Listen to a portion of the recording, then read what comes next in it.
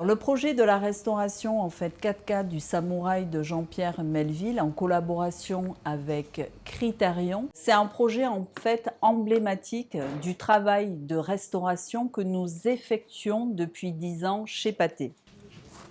Merci beaucoup. Alors, nous avons donc une boîte du négatif monté du film Le Samouraï de Jean-Pierre Melville. Le film est en 11 boîtes de négatifs. On va donc ouvrir la bobine 1.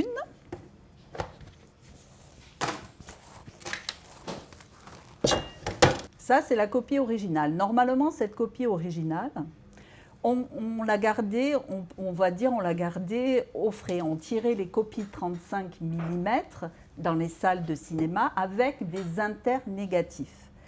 On avait 5, 10, 15 internégatifs sur les tireuses et on avait donc nos copies 35 mm pour essayer de toucher le moins possible le négatif monté.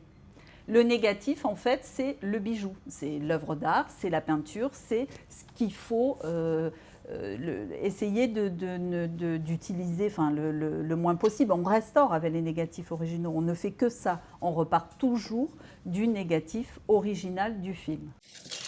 Alors ici, nous sommes donc au service que nous appelons la REM, c'est-à-dire la réparation mécanique, c'est-à-dire nous expertisons et nous réparons la pellicule qui arrive dans ce service. On ouvre toutes les boîtes du film et nous déroulons.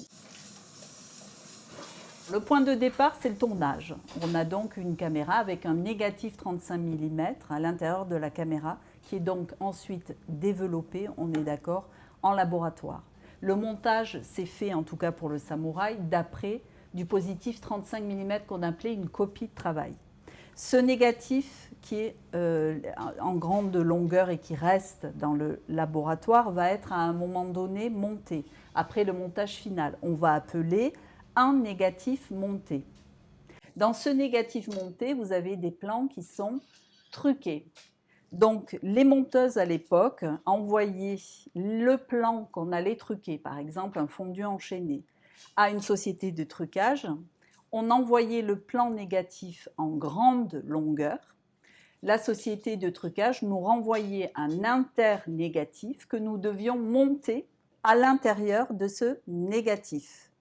Voilà, c'est pour ça que nous avons en grande partie une partie du film qui est montée en internégatif, parce que c'était comme ça à l'époque, au niveau des trucages, c'était comme ça.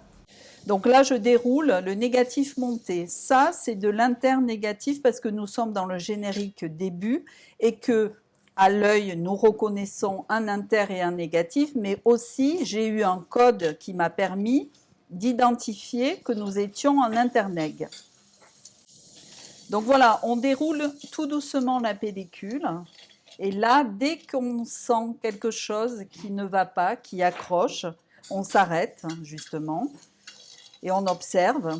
Tout ce qui est fragile, voilà, c'est-à-dire qu'on touche un petit peu la pellicule. Si on sent qu'il y a une perforation qui est arrachée, on va la renforcer en fait.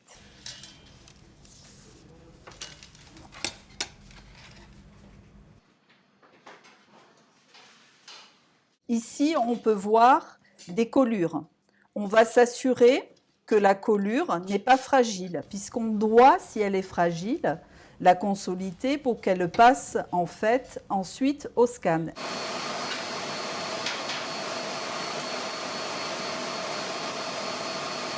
Ici, on est au département scan du laboratoire où on va scanner tous les éléments nécessaires à une restauration. Donc on passe des éléments analogiques sur pellicule à un support numérique.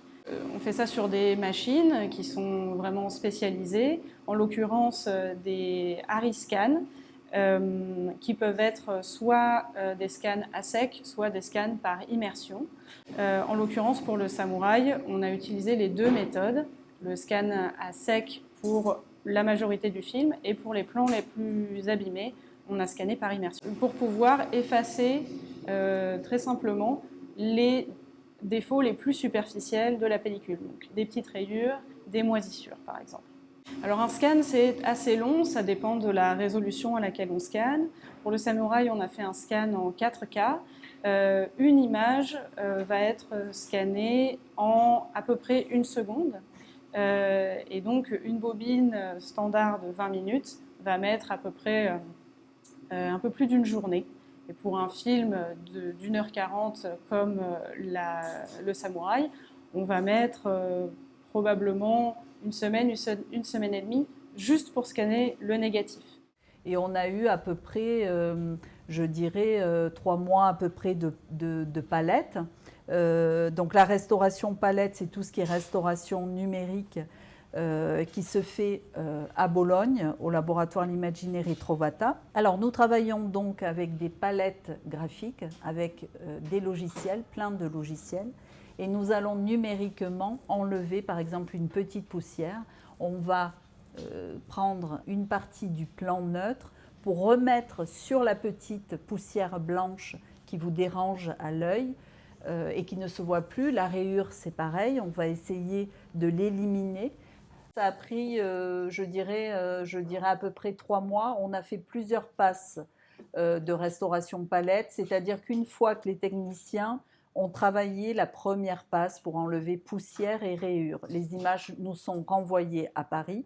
Je fais une séance grand écran dans la salle de projection et nous relevons encore, image par image, s'il reste poussière, rayures ou bulles d'eau ou disons des défauts que nous n'aurions pas vus à la première passe. On en fait en général pour un film, on fait 2 à 3 passes.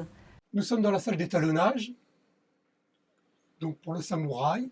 Nous avons essayé d'être fidèles à ce qui a été fait à l'époque au niveau de la couleur, en essayant de garder cette désaturation qui faisait penser à beaucoup de personnes que le film était en noir et blanc, ce qui n'est pas le cas. Et donc nous avons fait en sorte de nous rapprocher le plus possible tout en essayant d'améliorer l'étalonnage avec les outils d'aujourd'hui. Ce que je peux, c'est changer la couleur du visage de Alain Delon, par exemple. Donc je fais ce masque là maintenant. Je peux juste lui, vous voyez, auparavant, maintenant. Je peux changer son visage, sa couleur du visage. Et là, on voit que j'ai fait un masque sur le bas de l'image pour descendre les hautes lumières. On trouvait que cette lumière était suffisante pour donner un aspect assez brillant. La lumière en plus, le bas, donnait un aspect trop brillant à l'image, voilà, par rapport à la séquence que nous voulions faire. À l'époque, on avait la densité, on pouvait évidemment éclaircir, densifier. Maintenant, on a le contraste, ce qui change beaucoup de choses au niveau de l'image.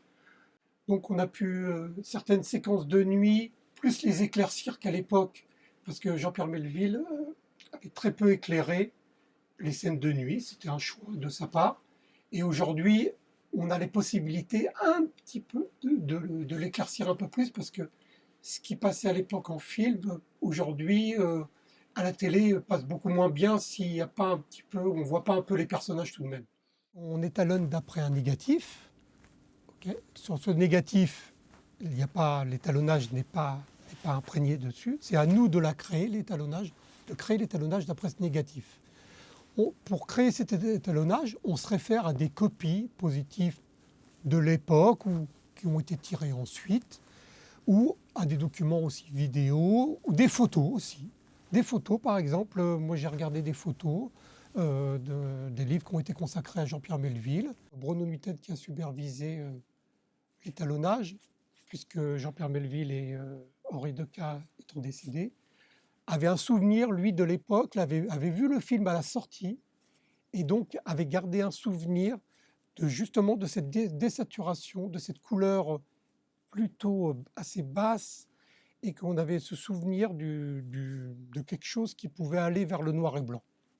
L'étalonnage a eu lieu pendant 2 à 3 semaines à peu près, parce qu'on a étalonné donc d'après le négatif, et ensuite on a étalonné aussi partie, j'allais dire plus vidéo, l'HDR, Les brillances ressortent, on a une impression que c'est plus clair, mais c'est surtout beaucoup plus brillant.